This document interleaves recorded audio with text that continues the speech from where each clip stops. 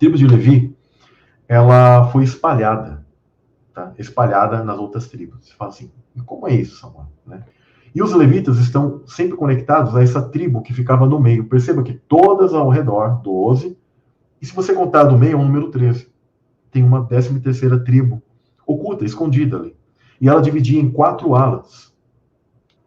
Durante os dias de Davi, com a reforma no culto, promovida por aquele monarca de Israel, que era também um grande músico, os levitas foram divididos em 4 classes. Né? Os assistentes dos sacerdotes no trabalho do santuário, juízes e escribas, porteiros e músicos e cantores.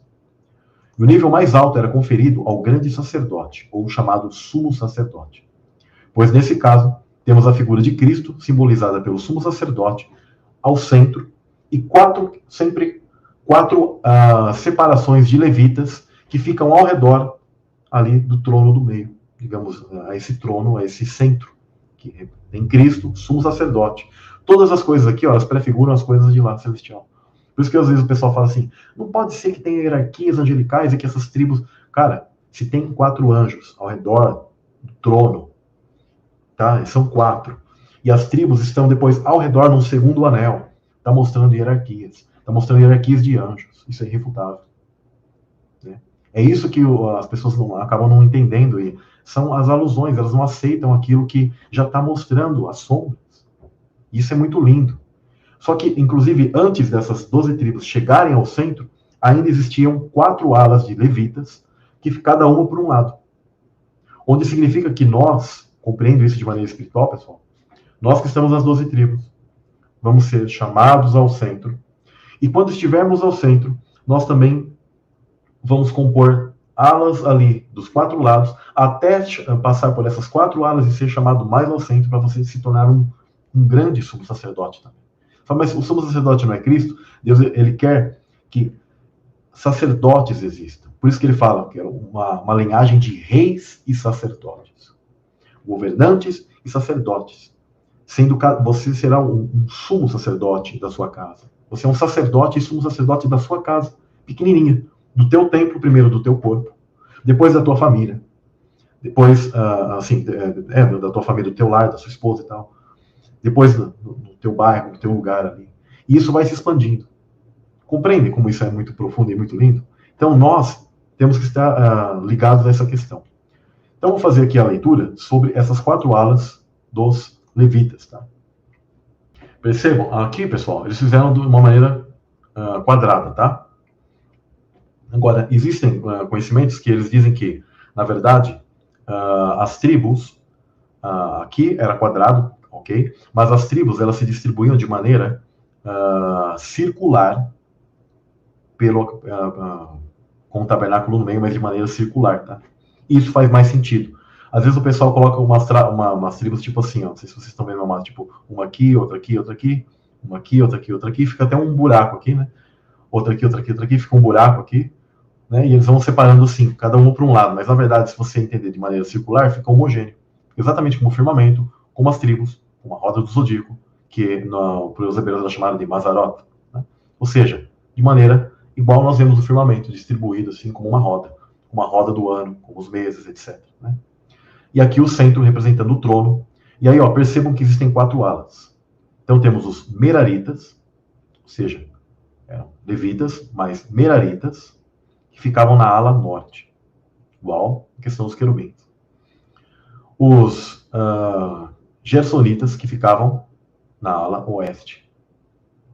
Os coatitas, que ficavam na ala sul. E os levitas, esses já eram chamados levitas mesmo, todos eram levitas, mas os chamados levitas, sacerdotes, tem a questão dos profetas e tal, estavam ligados ao leste. Então, meio que começava assim, ó, vinha daqui, merarita se tornava gersonita, gersonita se tornava coatita, e coatita era levantado para ser um levita. E levita, para sacerdote, sumo sacerdote. E aí tem a questão dos profetas, etc. E aqueles que quiseram romper esses tipos de, digamos assim, barreiras, a gente vai ver aqui brevemente que Deus, tudo tem sua ordem, tá? Os meraritas, eles tinham como função transportar a estrutura do tabernáculo, incluindo as partes sólidas e os acessórios. Eles usavam carros para realizar o transporte. Isso aqui tem uns mistérios interessantes. Porque anjos de menor hierarquia usam veículos. Lembra quando a escritura fala das carruagens celestiais? Menor hierarquia. Anjos de hierarquia maior já conseguem transpor seu corpo entre dimensões. Não precisa de veículo. Compreendem isso? Olha o mistério. No mundo hebraico eles chamam de Merkavah, né? A Merkavah, que é um tipo de corpo. Também o Merkavah está ligado ao seu corpo também, tá? Corpo físico. Mas existem as Merkavah onde o anjo ele pode adentrar e aquilo é como um tipo de veículo. Esse tipo de tecnologia é usada pelos anjos caídos, onde o pessoal chama de OVNI, né? De objetos voadores não identificados. Ainda eles usam esses tipos de tecnologias, tá? Para tentar transportar do mundo espiritual para o mundo físico. E aí os caras falam que são extraterrestres. Não são extraterrestres, né? A não ser que você compreenda que são seres que não são naturais da frequência que nós estamos vivendo aqui na Terra. E eles acabam vindo para cá. Tá? Mas essa é a grande questão. E aí diz o seguinte. As responsabilidades dos meraritas incluíam carregar as armações do tabernáculo, carregar as colunas e as bases do tabernáculo, ou seja, partes mais exteriores. Tá? Carregar as colunas do pátio que rodeia o tabernáculo, carregar essas bases e estacas e as cordas do pátio, carregar todos os utensílios e tudo que está relacionado com o seu uso. As funções dos meraritas foram definidas novamente no tempo do rei Davi, e os descendentes de Merari são mencionados em várias ocasiões na Bíblia, em relação ao trabalho que faziam no tabernáculo ou no templo. As funções dos gersonitas eram cuidar da parte externa do tabernáculo também, incluindo a tenda, a coberta e as telas, e as portas e as cortinas. Agora já vai indo para a parte mais... Outros eram mais ao redor. E esses já vão indo para a parte do tabernáculo com construção, ou seja, vai indo para o centro. Percebem que isso não é coincidência? Tem uma prefiguração de algo espiritual muito profundo. Vai indo até os utensílios mais importantes, vai sendo, vocês vão cuidar dessa parte. Agora, esses aqui são mais importantes, vocês são já os gersonitas que vão cuidar dessa parte aqui. Esses instrumentos mais importantes são os gersonitas, meraritas não. Vai tendo uma importância, um nível, compreende? E aí diz o seguinte, transportar as cortinas divisórias do pátio ao redor do tabernáculo e do altar, a cortina da entrada do pátio e as cordas, e todos os objetos relacionados também ao seu uso. Eles recebiam também os veículos e os bois. Olha que interessante. Esses anjos já são anjos que recebem veículos. É tudo distribuído, né? As carroças e os bois a fim de serem usados para o serviço da tenda. Os gersonitas eram orientados por Arão e seus filhos e prestavam contas de suas responsabilidades diretamente a Itamar, filho do sacerdote Arão. Percebem que a parte de Arão está acima dos gersonitas e eles prestavam conta a isso. Depois de gersonita vem o quê? Os coatitas. Era uma família de levitas que tinham como função carregar os utensílios sagrados da tenda do encontro. Opa, já está indo agora, entrou dentro da tenda, e esses carregam as coisas mais importantes do tabernáculo, de dentro do tabernáculo. Colocavam os utensílios do altar, como braseiros, garfos, pás, bacias, sobre uma cobertura de couro. Estendiam uma coberta de peles finas sobre os utensílios, colocavam os cabos nas argolas do altar. Carregavam os utensílios sagrados quando o acampamento se preparava para partir. Os coatitas não podiam tocar nos objetos sagrados, pois morreriam se o fizessem. Para evitar que isso acontecesse, Arão e seus filhos orientavam os coatitas sobre o que fazer e o que carregar. Os coatitas também tinham um ramo importante de cantores, os coraitas, que descendiam dos filhos de Corá. Corá era primo de Moisés e liderou uma revolta contra ele.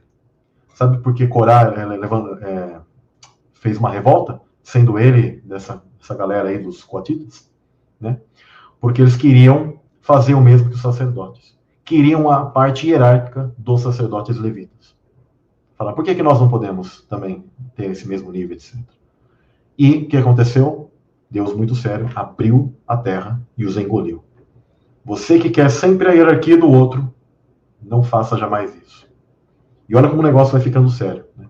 E os coatitas, mesmo que eles já lidavam com utensílios mais importantes ali, eles tinham todo um cuidado para não tocar em certos tipos de utensílios, porque eles não tinham um nível, e aí é chamado de pureza, porque tá, de purificação mesmo, da questão de natureza, e do quanto eles Por isso que eu falo da questão dos anjos.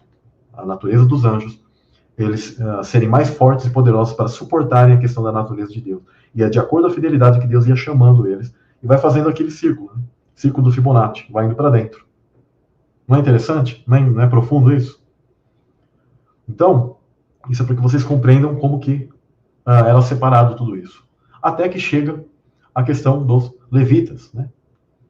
Os sacerdotes, né, ou os levitas, tinham funções diferentes no serviço de Deus, mas ambos eram da tribo de Levi. Descendentes de Arão, os sacerdotes eram os únicos que podiam entrar no templo para oferecer sacrifícios a Deus. Olha lá, um querubim, já o quê? Sendo elevado a serafim.